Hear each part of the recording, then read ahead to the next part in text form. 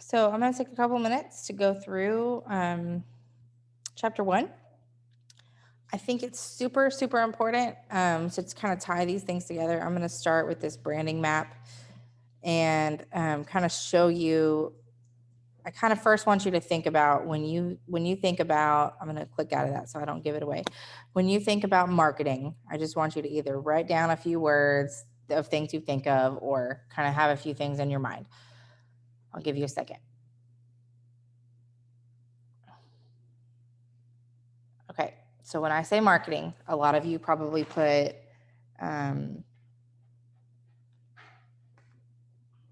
advertising, promotions, commercials, social media, packaging, products, things like that. And so none of that is wrong. I think this class is really great to teach you exactly what it is, the principles of marketing. But before we jump into that, I want you to see kind of how marketing fits into this big picture. So when you think about these big, huge brands that that affect you every day, so whether you have an iPhone or some piece of technology that you use all the time, or a clothing brand that's really, really popular that does very well, like a Nike or Under Armour, I want you to think about who they are. They have a strategy. We will learn a lot about strategy and strategic planning for brands. They have a story and they have an identity. And all of these things lead to a mission, a voice, marketing, a logo, and like the tangible pieces of a brand. So marketing is here. And as you can see, lots and lots of things. So advertising, social media, some of these things that you probably wrote down or thought about when I gave you a minute ago, when I gave you a second, they all fall into marketing. And so you'll start to see that marketing is a whole lot more than just advertising a product. It has to do with consumer satisfaction, and we'll go over that a little bit in a minute. But it has to do with pricing. It has to do with how we get products from A to B in the supply chain. It has to do with all of these things, and we call them the 4 Ps, and we'll talk about the 4 Ps later. But marketing is really, really encompassing of a lot of things, which is why you take an entire class on it, because it's that important. The things that we think of when we talk about marketing is usually a logo. So you think of a brand and you think of a logo, but a brand is a whole lot more than a logo. A brand is the story. A brand is the identity and the strategy. And then it leads you to the logo, which is something tangible. So a business card, a pamphlet, a piece of clothing with a brand on it, a label on it, a website, social media. You can see these arrows kind of all lead to one another. And so all of this ties together. But I really want you, and for your exam, I'm going to ask you to be able to tell me how marketing fits into this larger picture. So that's kind of why I start here, because I think knowing where we're going and where you fit into this big picture is super important. And yes, we're going to zoom into all these little pieces of marketing and how the media works and how advertising works and how social media works and all that fun stuff.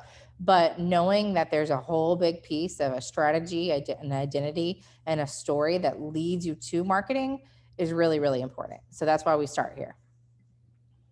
Let me go back. I'm going to let you look through this branding PowerPoint by yourself. This is an old document that I just like. It helps kind of drive home the point of what a brand is. It talks a lot about the logo. It talks a lot about other ways that brands reach people. So what is branding? And you'll need to know this, so make a note for your exam. Branding is burning an image into the consumer's mind. So when I say Apple, what do you think of? A watch or a phone? And you know what Apple stands for. It's clean, it's simple, it's this piece of technology that has completely changed the world that we know. Apple means different things to different people, but you understand who they are as a brand. They have a very simple logo that they use for every single thing that they put anything on. Anything they produce has this logo. They have a really strong voice. Other brands that you may think of may use a spokesperson. They may use an endorsement. They may use a strategic partnership. And so I want you to look through this PowerPoint and kind of look at what makes a successful logo. I want you to look at some of those logos. Think about some taglines that logos that brands use. These are just ways and methods that brands burn their image into a consumer's mind. So when I say gecko, you think of Geico because that's their mascot and you've seen it on TV commercials for years and years and years. And so they're very successful at this. Brands that do really, really well are good at having a really cohesive, key, complete message, and they use mascots, they use endorsements, they use any of these things in this PowerPoint to tell the consumer who they are. So I'll let you look through that in your own time. I'm not going to read it to you, but this is kind of a cool little overview of what branding can look like and some of the elements of branding. Like I said, there are some instructor notes in here. So this chapter is giving you the foundation of the marketing and the terms that you need to know. We're going to talk a little bit about what that looks like. I'm going to go through the PowerPoint in a minute, but if you read over this is going to kind of hit the high points for you. One of the things that we're really going to focus on and that your exam will ask you about are these management philosophies. So I'll look at those with you in a moment. And then knowing the difference between a sales orientation and a market orientation. And then why do we look at marketing? So you'll need to be able to tell me, why do we care? What's the point of this class? So you'll get that for the first week. Like I said, I'm going to hit the high points here. I'm here to help tie the book and the text together with the real world. And so for me, reading you these definitions, y'all can do that on your own time. Your MindTap quiz will really force you to get into your book and get your hands dirty and really look at some of these terms. But when you wrote down what you thought about marketing and some of the things, or you had those ideas in your head, now we're going to formalize it. Now we're going to say, what is marketing? Here's a formal definition. It's more than just selling a product, right? It's a philosophy, it's an attitude, a perspective, or a management orientation that stresses customer satisfaction. I'm trying to highlight that. I'm not doing a very good job at it. Customer satisfaction. There we go. Customer satisfaction. So when we start to think about what makes somebody good at marketing, it's because they find something, whether that be a product or a service that consumers want.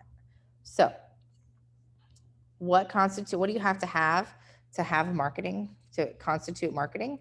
There has to be an exchange. So that means one party, maybe a business, wants to work with a consumer. The consumer wants to do business with that company, and the company wants to sell to the consumer. So there's a desire for two people to deal with one another. So there's two parties dealing with one another. One of those parties, or both really, have something of value. So I'm the consumer, I have something of value, probably cash money, right? And then a company may have something of value, like a product or a service that I'm wishing to purchase. They communicate and they deliver the product or the service, and the consumer and the company have the freedom to accept or reject. So for example, my photography business, I have a service taking pictures, and I have clients, and they are free to purchase this or not purchase this. They may want to book a photo session, they may not. We both have, and I have the same freedom, right? I can choose to work with somebody or to not work with somebody, because trust me, I've had some very difficult clients over the years. So all of these things are the conditions for this exchange that takes place. So when we say exchange and we're talking about marketing, the most common thing is money. We think about money.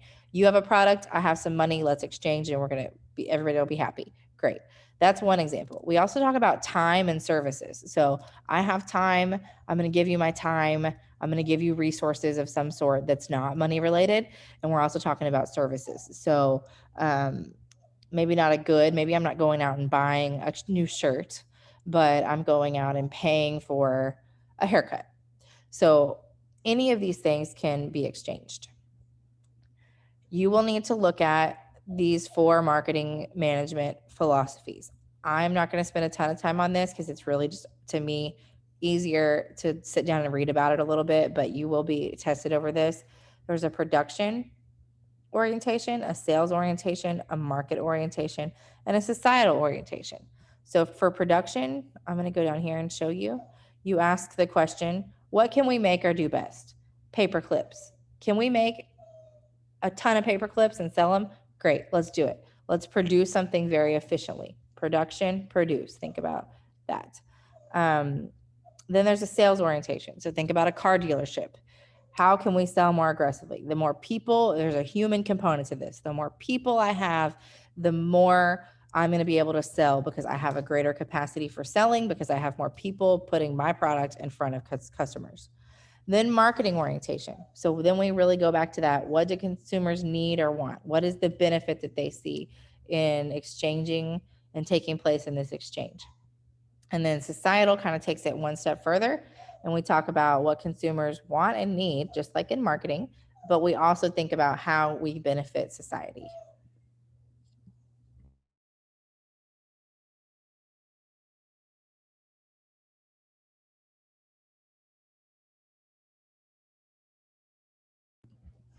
Sorry, I had to stop and yell at my dog because he was barking at me. So I'm going to let you walk through some of this. To me, this is kind of a no-brainer. We want to look at what benefits customers seek in a market orientation. Remember, I said you want to kind of know the difference between sales and marketing. In a sales orientation, you want to look at goods and services. So sales orientation, you look inward. So you want to say, what can we do to maximize sales? What can we do to get our product in front of other people? And a market orientation looks outward. It says, how can we satisfy your wants and your needs? How do we help you get what you need? So there's just a different thought process. And none of these are better or worse than the other. It's just important to distinguish between all of these. And then finally, you're going to want to be able to articulate to me, and this chapter will do it very well as you read through your book and you go through your MindTap quiz. Why study marketing? It's important to society. We like customers. We like to be consumers. You know, we buy things all the time. So we like to be able to find things of value. So that's important to society, that we have consumers that are educated and, you know, fiscally responsible, and that they're getting value. And if we're going to have these economies that function on the sale of goods and services, then guess what? It's pretty important to society to make sure that we're offering things of value and that that kind of machine keeps turning. And then it's important to businesses. We wouldn't have businesses, we wouldn't have this capitalistic economy if it wasn't for marketing, if you think about it, because if I'm developing this wonderful, beautiful product that I know society and I know consumers are going to want, I have to have marketing to get it in front of people. I have to have it to make my business work. And then finally, I can attest to this. I've made a career, and now I'm teaching you about my career, but I've made a career out of marketing and telling people stories and doing it effectively. And so, as you might have noticed, my background is in nonprofits. And so I worked for several nonprofits. I worked for the city of Nacogdoches for many years, and we were selling services like water and, you know, different, you know, keeping the streets clean, things like that. We're selling a service, but you pay for them inadvertently through tax dollars, right? And so I was able to tell the story of the city. I was able to tell the story of state 4-H office or where all the different places I've been. And so it's been a great career opportunity for me. And plus, as you've noticed, and as you will start to notice as you learn more through this course, marketing affects you every single day. So those are kind of the high points. I encourage you to walk back through the different elements of this unit. I'm gonna do another video about the video store and a marketing plan, but go through the instructor notes, go through the learning objectives, listen to my video about the PowerPoint, and then this MindTap quiz will really, really help drive home some of these concepts. So I hope that helps you, and thanks for tuning in.